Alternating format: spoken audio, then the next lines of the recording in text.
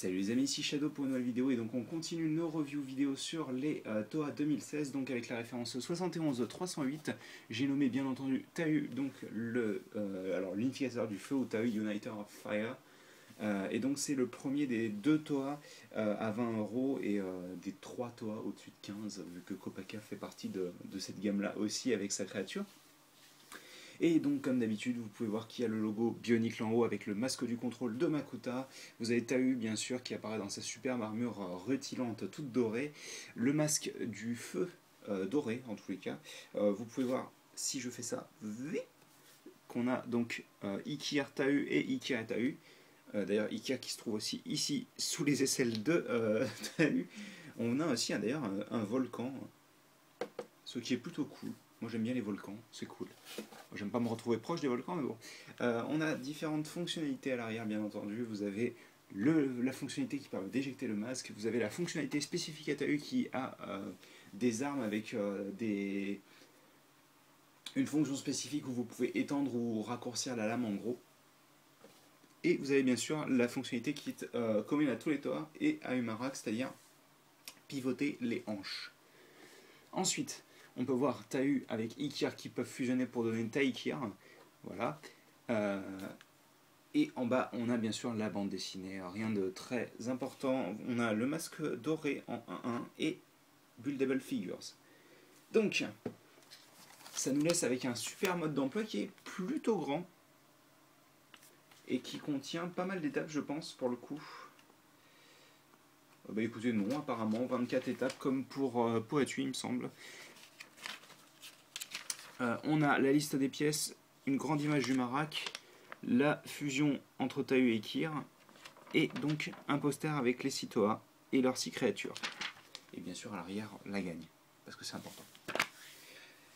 Et donc, on va parler des nouvelles pièces, et heureusement que je me dépêche, parce qu'il y en a un paquet de nouvelles pièces pour Tahu, c'est assez impressionnant, je m'y attendais pas, je vous avouerai. On va passer par celles qui sont les plus simples, les communes à tout le monde. C'est bien sûr le corps et sa hanche, hein, vous connaissez, sa queen comme d'habitude. Un petit focus, c'est mieux. Voilà. Donc le haut est noir, le bas est titanium métallique, donc la couleur qui est du gris foncé métal en gros. Ou gunmetal en anglais pour la... Je crois que c'est la classification Breakling qu'il appelle comme ça. Donc le cerveau qui encore une fois est toujours le même pour chacun des Toa, et quand vous le mettez encore une fois dans la tête, vous pouvez voir que ça dépasse beaucoup moins à l'arrière pour tous ensemble accueillir la fonctionnalité d'unification. Voilà.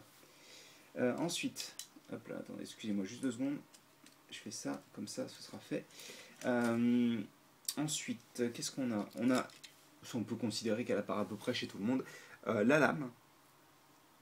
Et je ne parle pas de Francis, donc la lame qui est plutôt jolie, je dois dire, forcément en orange plus argenté, elle me rappelle des vieilles armes, clairement, enfin, moi ça me rappelle l'arme de Tahu Nuva, même si en l'occurrence celle de Tahu Nuva était unicolore, mais elle avait une flamme comme ça, et donc je me suis toujours dit personnellement que j'aurais bien voulu qu'elle soit orange, justement.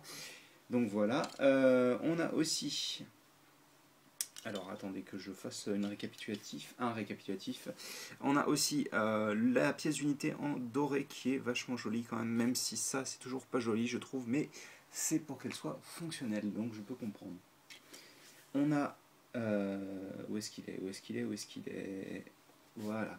Le rajout d'armure qui est une des plus belles versions je trouve. En doré plus orange il rend vraiment du tonnerre. Il est très très efficace, et en plus de ça, eh bien, il est exclusif à Tahu, puisque Ikir n'en possède pas. Donc Tahu vient avec 2 de ces pièces là, donc c'est toujours cool. On va parler aussi de l'armure du torse, qui est plutôt jolie, et j'aime beaucoup le bleu. Très franchement, c'est une très bonne idée d'avoir utilisé, donc c'est du dark azur, donc azur sombre. La même couleur que la couleur principale de Gali dans l'idée. Et ça rend vraiment bien, et je suis très content qu'ils aient pensé à mettre du bleu là où il fallait. Parce que c'est vrai que c'est une couleur secondaire, ou même, voire même tertiaire, que je ne voyais pas venir sur Tahu, alors que pourtant le bleu et le rouge fonctionnent très bien ensemble pour peu que ce soit bien utilisé. Donc, on va passer un petit peu aux nouvelles pièces un peu particulières. Donc on a déjà deux os. On a celui-ci, qui est un os transparent orange avec donc deux ball joints et surtout un trou. Voilà. Et on a celui-ci, qui est... alors, il doit être nouveau dans cette couleur-là, hein, parce que cet os-là, on l'a déjà eu. Mais clairement, c'est cette couleur qui est importante, vu qu'on ne l'avait pas eu en gris foncé comme ça avant. Donc ça, c'est plutôt cool. Même si, perso, ces os un peu plus grands, j'ai un peu de mal à les utiliser. Personnellement, je préfère bosser avec des petits os. D'ailleurs, comme vous pourrez le voir, je ne l'utilise pas, celui-ci, dans ma version de Tahu. Mais on n'en est pas encore là. Donc attendez que je pousse tout ça. On a une recolor de la pièce de squelette de l'an dernier, qui est toujours sympathique à avoir, je pense. De toute manière, les recolors sont toujours les bienvenus, hein, sur ce genre de pièces. Donc celle-ci était apparue uniquement, je crois, en dark metal, donc en titanium métallique. Et donc là, pour le coup, je suis content de voir qu'elle a eu au moins une seconde couleur. Je me souviens plus, je pense pas qu'elle existe en argenté, hein. Ensuite, on a une pièce que j'aurais bien voulu avoir l'an dernier. On en a déjà parlé, je crois, pendant la vidéo, et on en a même parlé pendant la vidéo de Ray. C'est celle-ci. C'est une barre de 3 avec cran d'arrêt, mais sans le tenon. Et c'est vachement important parce que ça permet de faire des petites constructions avec un ball joint au bout sans que le ball joint soit limité par le tenon. Et donc ça, c'est super important. Donc cette pièce-là, clairement, c'est une des grosses nouveautés selon moi cette année. On continue dans le bleu, parce que je vous ai parlé du bleu tout à l'heure dans le torse, avec des yeux de Borok en dark azur. On en a deux, et donc ils sont là pour complémenter la couleur tertiaire de Tahu. Et c'est vraiment cool, encore une fois. Moi j'aime bien avoir... Cette pièce, elle est complètement folle, hein. Elle date de 2002, elle est toujours là, ça fait 14 ans. Je crois qu'elle n'a pas changé, le moule a pas dû changer à mon avis. Même si je ne me souviens pas de ces marquages là, mais après la plupart du temps elle était transparente, donc forcément on s'en aperçoit pas tout de suite. Mais bon. Une nouvelle taille d'armure pour le rouge, avec une armure de 6, une armure que en règle générale j'utilise pas trop, je vais pas vous mentir.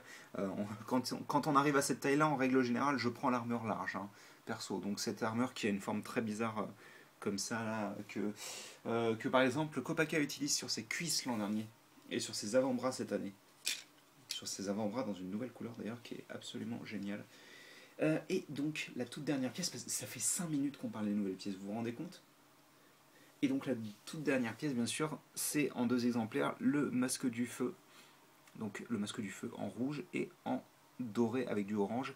Et très franchement, si le masque de Poitou n'était pas mon masque préféré, clairement, celui-ci le serait parce qu'il est magnifique. Et je pense que c'est une des plus belles versions du haut qui nous a été donné de voir, à ou haut comme vous préférez. Alors déjà premièrement, outre le fait que donc il y ait l'espèce de dégradé argenté qui me dérange au final pas plus que ça personnellement, parce que si vous vous souvenez en 2003, je crois que c'est 2003, ils avaient mis en vente des... alors je sais plus comment ça s'était passé exactement, mais les masques de Tahu Nuva mélangés avec du verre pour représenter donc le masque de Tahu, tout simplement empoisonné.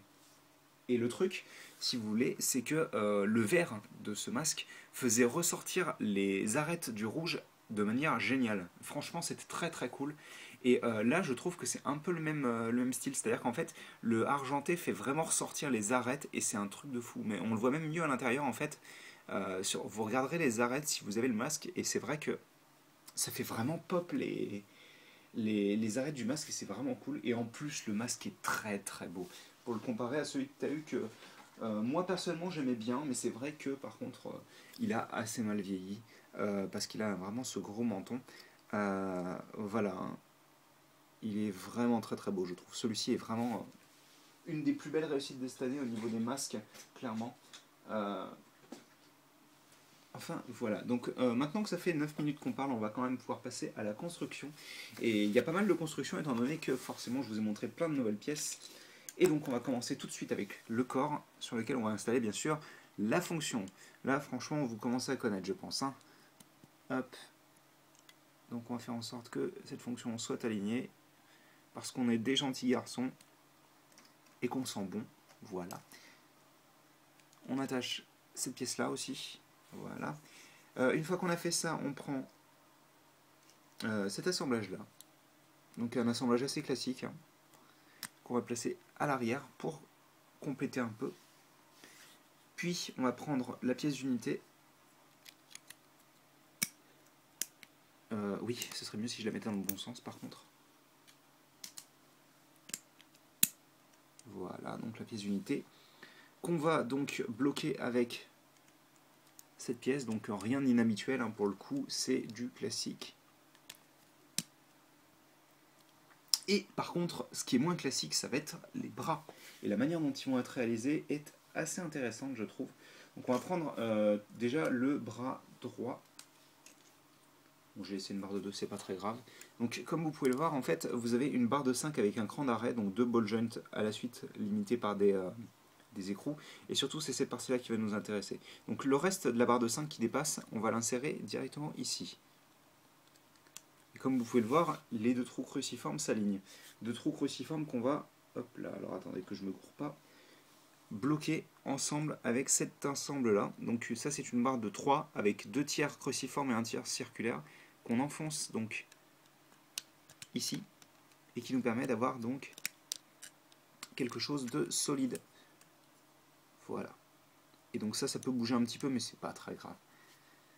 Voilà. Donc on va compléter l'épaulette avec le rajout d'un mur des squelettes. Pour l'arme en elle-même, on commence avec ceci, que je mettrai bien dans le bon sens, ce sera mieux je pense. Puis on va prendre, hop là, et je me gourre encore de sens, ceci. On va rajouter un cheveu, oui d'accord. On va rajouter ceci. Voilà. Ensuite, on va prendre cette pièce et là, à ce niveau-là, on va aligner donc le trou cruciforme. Alors attendez, je me suis gouré. C'est sur le trou ici, pas celui du haut, celui du bas. Donc on place ça, on aligne bien comme je disais, comme ça. On passe ensuite cette fameuse barre de 3 avec cran d'arrêt. Et on rajoute ceci. On parlera de la fonction tout à l'heure. Par contre, ce qu'on va faire maintenant, c'est une seconde fois la même chose. Tac. Voilà. Tac. On va en profiter pour assembler la tête vu qu'on est là. Hop. Alors, ensuite, on prend, alors déjà premièrement, un joint de friction. C'est énormos, tac, comme ceci. Puis, on vient prendre cette pièce qui va venir s'insérer là, en bas, et vous remarquerez donc que la rotule qui est ici, en fait, permet d'éviter que cette pièce bouge. C'est pas très important vu que de toute manière, elle va se fixer, mais voilà, je voulais le préciser quand même. Donc on place ça ici. Voilà. Et hop, je suis en train de me rendre compte que ma barre de 3, elle est là. Voilà. Et toi, j'aimerais bien que tu ne tombes pas, s'il te plaît. Mon Phasma est morte, ok. Ce sera pas la première fois. Plat.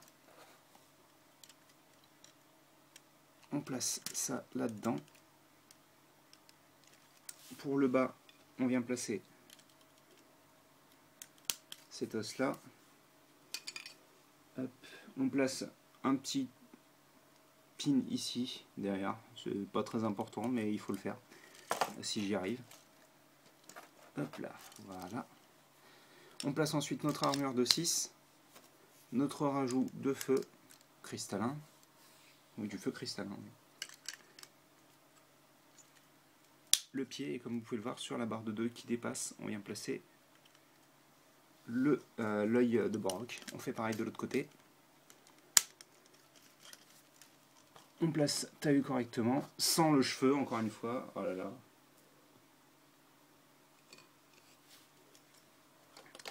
L'armure du torse. Et vous savez ce qu'il nous reste à faire, c'est placer le masque du feu sur la tête de Tahu. Et on a terminé donc. Et alors attendez, je vais m'écarter pas mal parce que Tahu quand même fait une bonne taille. Et voici pour Tahut de 2016, donc hein, le Uniter of Fire. Et il est vachement grand quand même. il est assez massif. Hein. Ça, faut bien s'en rendre compte, sachant que forcément il a des jambes très longues. Ses bras sont un petit peu courts, mais sinon, niveau proportion, même si ses jambes sont longues, c'est plus proche de ce à quoi on était habitué en fait, comparé à Tahut 2015 par exemple. C'est plus proche de Tahut 2015 que les autres sets de leur ancien set. Je ne sais pas si vous avez compris, mais en gros, dans l'idée, niveau proportion, on est à peu près au niveau de Tahut 2015. Voilà. Donc, un petit turnaround. Donc, pas mal de doré, hein, comme vous pouvez le voir. Le dos. Rien de bien foufou, hein, mais assez intéressant de le voir, je pense. L'autre côté. Et donc, Tahut. Et justement, je parlais de Tahut 2015. Et il est plein de poussière, c'est génial. Attendez, je vais pas vous montrer ça comme ça quand même. Oh bah si. Allez. Ah, c'est sûr que quand on compare à Tahut de 2016, le 2015 était bien rouge quand même. Hein. Ce qui n'est pas pour me déplaire, par contre, je me souvenais pas que Tahut de l'an dernier avait le corps si petit par contre. Parce qu'il a des jambes complètement folles. Tahut 2015 là pour le coup. Tu tombes pas, hein. Par contre, ce qui était cool avec le 2015, c'était ses grandes lames. Mais ça, on en reparlera. Enfin voilà, donc voici pour notre petit duo. Donc on est quand même pas si loin que ça, hein, pour le coup. Hein. Bon, certes, le nouveau Tahut est assez doré, hein, mais... Attendez, est-ce que si j'allume, ce sera mieux?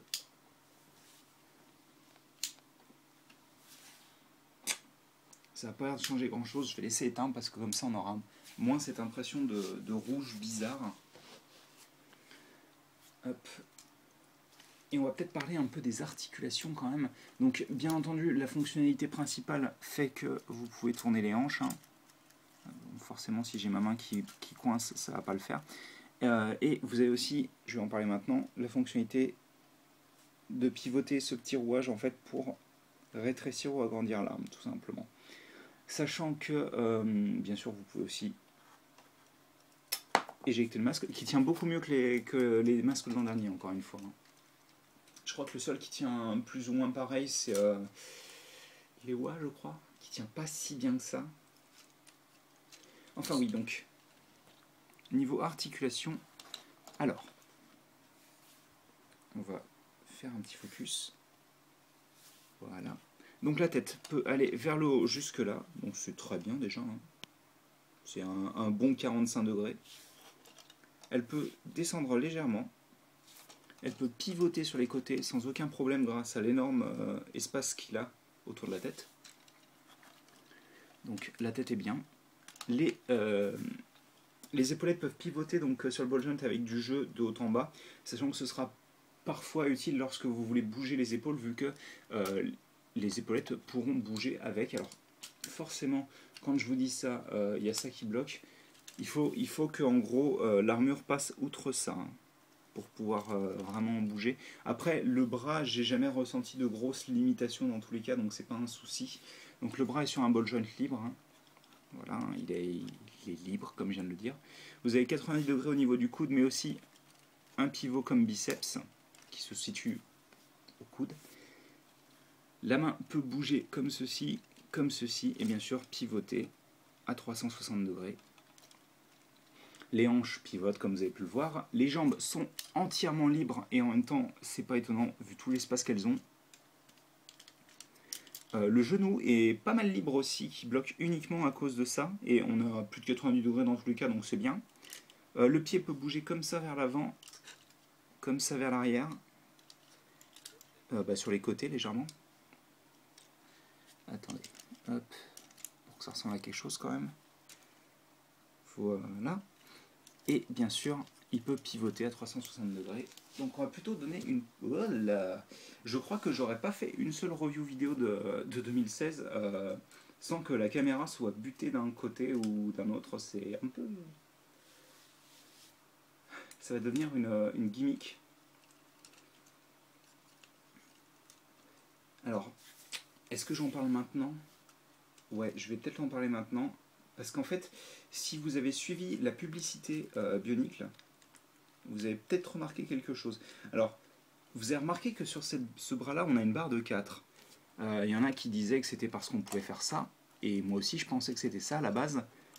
Voilà, je ne fais pas une pause particulièrement intéressante. Hein, c'est juste pour vous montrer qu'on pourrait fusionner les deux. Sauf que... Donc, laissons l'arme dans la main droite de Tahu. Par contre, prenons celle de la main gauche. Donc, très bien. On a une barre qui est restée dans la main gauche. Ce n'est pas grave. Il nous en faut qu'une seule, de toute manière. Donc, on prend la barre de 2. On relie les deux parties qui étaient dans les mains grâce à cette barre de 4. Voilà, comme ceci. Cette barre de 2, on l'installe au bout, là où il y avait la barre de 4 à la base. Et on vient installer ensuite l'arme comme ça. Ce qui fait qu'on a... Alors attendez, je vais vous le montrer maintenant.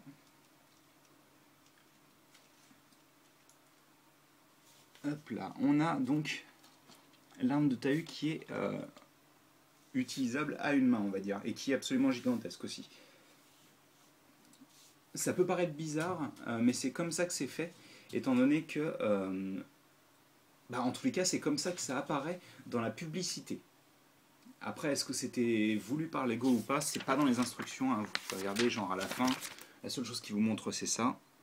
Voilà, hein, il n'y a rien du tout, il ne montre même pas comment assembler les deux. Mais en tous les cas, ce qui est sûr et certain, c'est que la publicité fait comme ça. Après, est-ce que c'est vrai ou pas? J'en sais rien. Je vous montre juste que c'est possible avec ce que vous avez dans le set. Hop, on va remettre les pièces correctement. Et ensuite, on va pouvoir utiliser le masque doré pour fusionner Tahu et Ikir. Parce que mince. Hop.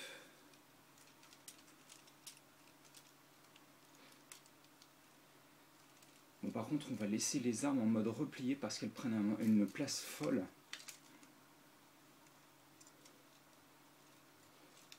Et puis, une fois qu'on aura fait ça... Alors moi, ce que j'aime bien faire, par contre, c'est orienter les armures avec leur jeu un peu vers le bas, hein, parce que sinon, c'est vachement carré. Hein. Donc, allez. Là, ce serait le moment où on crie Final Fusion, normalement, si on était dans un animé japonais, de grande qualité. Mais ce n'est pas le cas, malheureusement, donc on va se contenter de prendre Ikir, de débarrasser ses membres du passage, de placer ça dans le dos de Tahu, de faire en sorte de positionner les ailes correctement. Voilà. De faire en sorte que Tahu tienne avec Ikir, si possible, ce serait bien. Hop. Voilà. Et donc, on place Ikir sur la tête de Tahu, et on a Tahu uni avec Ikir. Alors moi, ce que j'aime bien faire, personnellement, c'est prendre les pattes d'Ikir et les placer, comme vous avez pu le voir d'ailleurs dans la... Je crois que ça a été fait aussi dans le webisode. C'est prendre les pattes d'Ikir et s'en servir comme jupette, en gros, tout simplement. Parce qu'en plus, les hanches de Tahu étant assez vides, on va dire.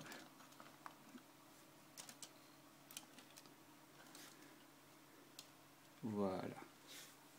Donc il rentre plutôt bien, même si les ailes sont assez petites. Et c'est pas pour rien d'ailleurs que dans la publicité, justement, on voit genre Tahu fusionné avec Ikir, et en fait c'est plus des ailes comme ça, c'est vraiment des ailes de feu, quoi. Et forcément, oui, je pense que là ils ont triché un petit peu, parce que sinon ça aurait été assez léger, parce que je vois mal Tahu voler avec des ailes aussi petites. Hein. Par contre, niveau design, elles rendent vachement bien, je trouve. Et à mon avis, c'est la meilleure fusion de toute l'année, hein, clairement. Autant Tahu peut avoir quelques petits défauts tout seul, autant sa fusion est vraiment vraiment bien, quoi. Là pour le coup, j'ai rien à lui reprocher, hein, clairement. Voilà. Donc je pense que c'est à peu près tout. Je vais quand même vous montrer que dans le dos, on peut avoir la petite queue de Ikir qui est plus ou moins proche du dos. Hop. Peut-être faire un petit focus sur la tête quand même. Ça, je m'en doutais, tiens. Ça me semblait bizarre aussi qu'il ait tenu tout ce temps. Les genoux de Tahu sont assez loose. Hein. C'est pas pour rien qu'ils ont mis des renforts de friction, clairement. Hein. Allez, un petit focus sur la tête quand même. Voilà. Donc ouais, même en plus avec la tête d'Ikea, il rend bien le masque de Tahu. Donc franchement, là pour le coup, ça va vraiment, vraiment bien, quoi. Allez, on va séparer tout ça. Alors j'ai vu que Loser Killer faisait des images de fin de vidéo avec le masque doré. Moi je vais continuer je pense avec le masque classique parce que tout simplement les deux premières que j'ai fait avaient le masque classique. Donc comme ça sert à rien que je mette pour une vidéo quoi. Hop, on aurait dû se concerter sur ça avant je pense.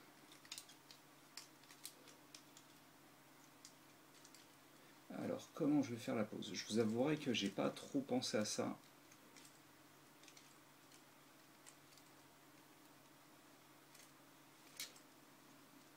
Bon écoutez, si elle rend bien à la caméra, ça ira.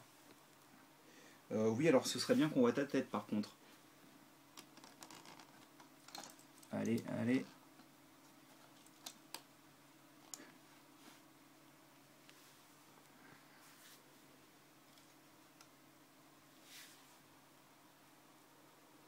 Alors déjà, premièrement, on va l'écarter un peu par là.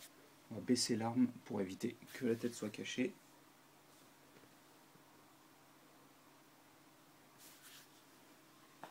Et je pense qu'on va donc faire un petit bilan rapide. J'aimerais bien que... Attendez. Ça rendra mieux comme ça, je pense. Pas tellement. C'est pas grave. Je préfère qu'on ait les deux armes comme ça bien visibles. Donc, Tahu, c'est une bonne figurine, étonnamment. J'étais pas convaincu au tout début, mais elle est fun à manipuler en fait, si vous voulez. C'est vraiment ce côté, encore une fois, on y revient hein, à chaque fois, mais c'est ce côté immédiat en fait d'utilisation. C'est exactement la même sensation d'ailleurs qu'avec Ikea, je trouve. C'est-à-dire qu'une fois qu'on a construit le set, on n'a pas besoin de cette espèce de temps d'adaptation pour comprendre comment tout fonctionne. Peut-être un petit peu les épaulettes, mais c'est tout.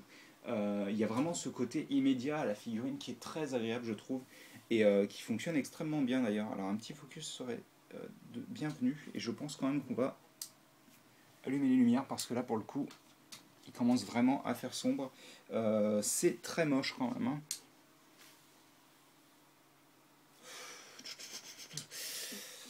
Bon, écoutez, on va laisser comme ça pour le moment. Je pense que je filmerai l'autre vidéo avec les lumières quand même.